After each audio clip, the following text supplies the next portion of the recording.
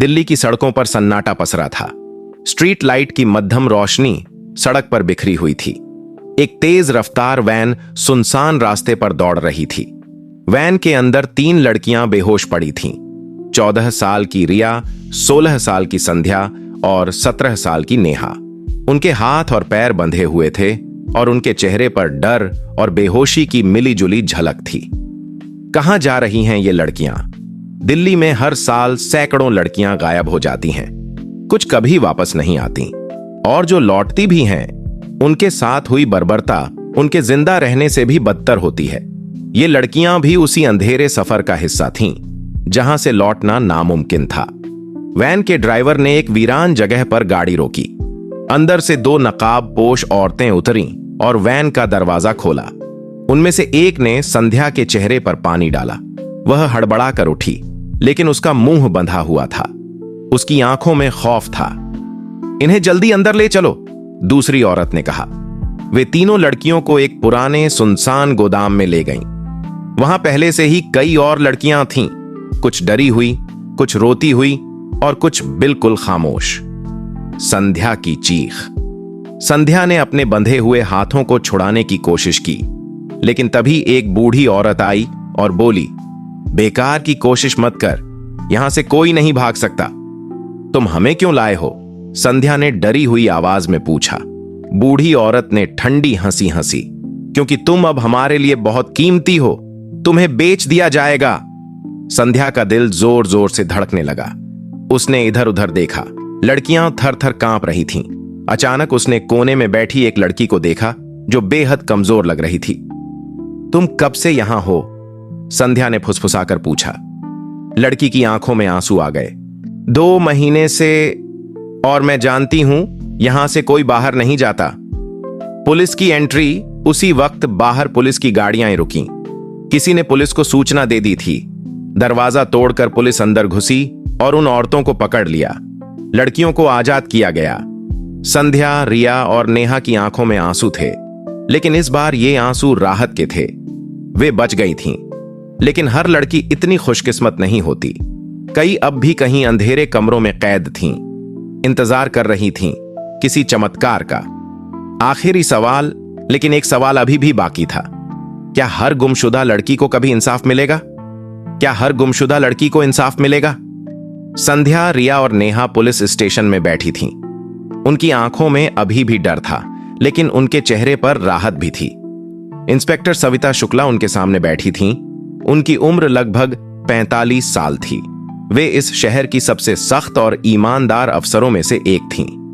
बेटा, घबराओ मत, तुम अब सुरक्षित हो, सविता ने नरम आवाज में कहा। नेहा ने हिम्मत जुटाकर पूछा, मैडम, वहां और भी लड़कियां थीं, क्या उन्हें भी बचाया जाएगा? सविता ने गहरी सांस ली। हम पूरी कोशिश करेंगे, लेकिन यह गिरोह बहुत बड़ा है, हमें और जानकारी चाहिए। काले धंधे का पर्दाफाश।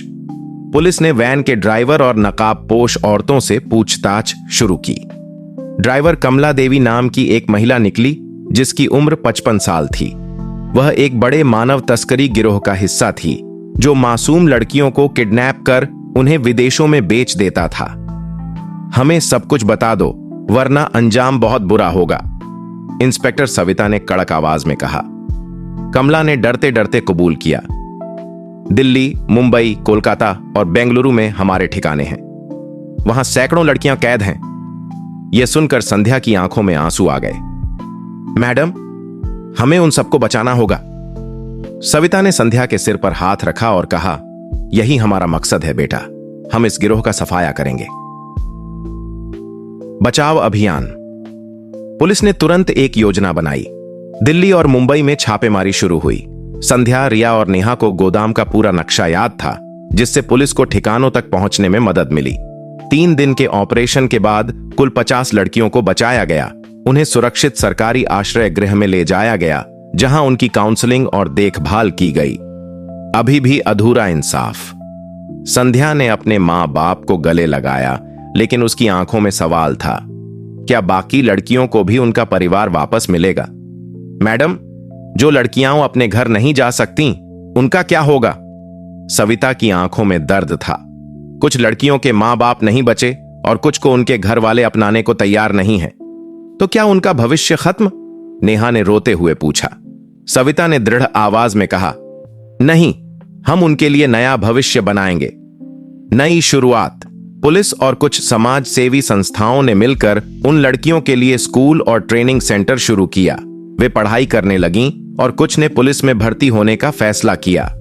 संध्या, रिया और नेहा ने भी कसम खाई कि वे कभी किसी लड़की के साथ ऐसा नहीं होने देंगी। हर लड़की को इंसाफ मिलेगा, हमें बस एक दूसरे का साथ देना होगा, संध्या ने कहा। और उसकी आवाज में अब कोई डर नहीं था, बस हिम्मत थी। क्या तुम भी इस लड़ाई का हिस्सा बनोगे? क्योंकि हर लड़की की सुरक्षा सिर्फ पुलिस की जिम्मेदारी नहीं, हमारी भी है। अभी भी लड़ाई बाकी है।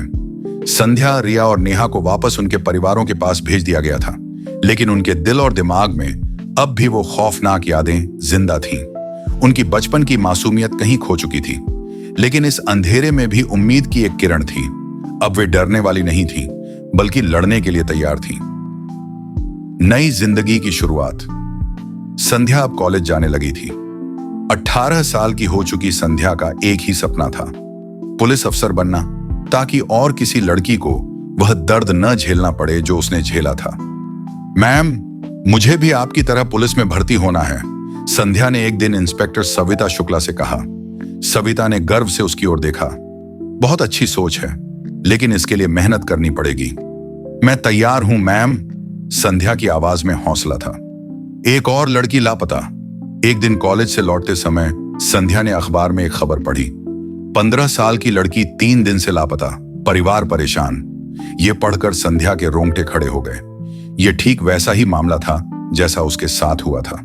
उसने तुरंत इंस्पेक्टर सविता को फोन किया। मैम, यह वही गिरोह हो सकता है, हमें इस लड़की को बचाना होगा।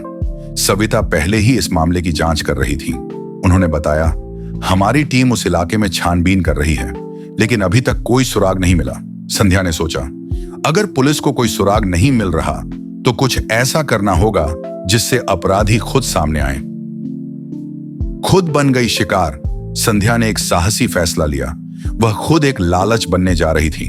उसने सोशल मीडिया पर एक नई प्रोफाइल बनाई और खुद को एक मासूम लड़की के रूप में पेश किया, जो अकेली रहती है और जिसे दोस्त बनाने का शौक है। कुछ ही दिनों में एक अजनबी ने उससे बात करनी शुरू कर दी। हाय, तुम बहुत खूबसूरत हो, कहाँ रहती हो? संध्या समझ गई कि यह कोई शिकारी था। उसने बातचीत जारी रखी और धीरे धीरे उसे अपनी तरफ आकर्षित किया। आखिरकार वह आदमी उसे मिलने के लिए बुलाने लगा। तुम बस अकेले आना, मैं तुम्हें एक खास जगह ले जाऊंगा। संध्या ने तुरंत पुलिस को सूचना दी। खूंखार गिरोह का पर्दाफाश। पुलिस ने संध्या को एक ट्रैकर पहनाया और उसे एक सुनसान जगह जाने दिया।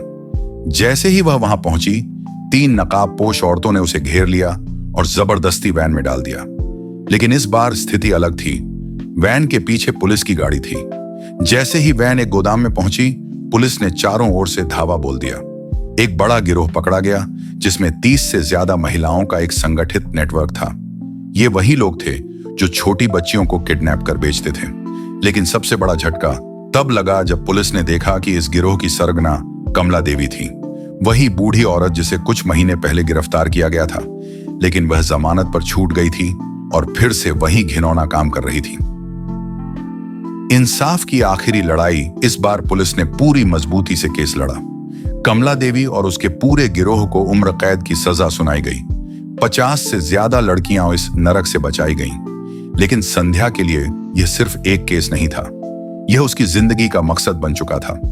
इंस्पेक्टर सविता ने गर्व से कहा, तुम अब सिर्फ एक सर्वाइवर नहीं हो, बल्कि एक योद्धा हो। संध्या। आखिरी संदेश। संध्या अब पुलिस ट्रेनिंग के लिए तैयार थी। उसकी आंखों में एक नया जुनून था।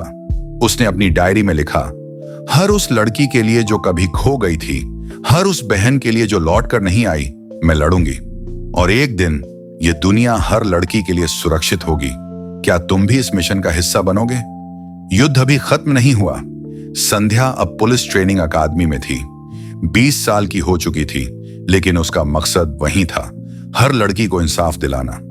इंस्पेक्टर सविता शुक्ला के मार्गदर्शन में वह दिन रात मेहनत कर रही थी।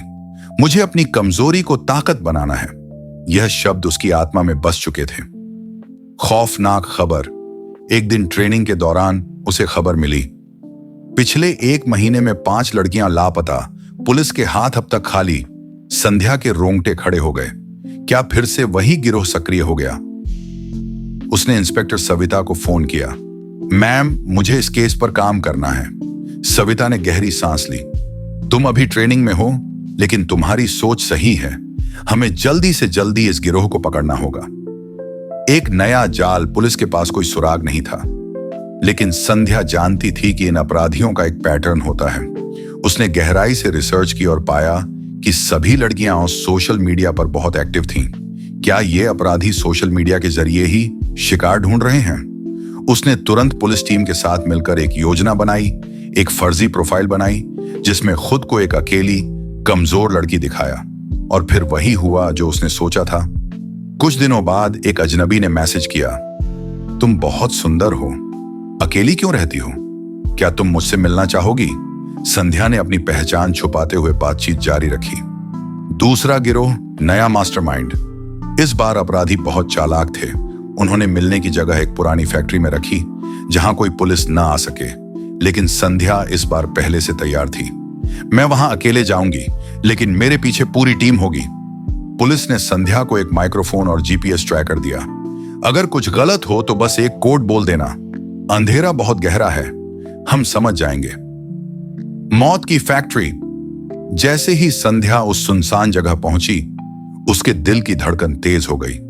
4 औरतें वहां पहले से मौजूद थीं, नकाब पहने हुए। एक लंबी खौफनाक आवाज आई, हम जानते हैं कि तुम अकेली नहीं आई हो। संध्या चौंक गई।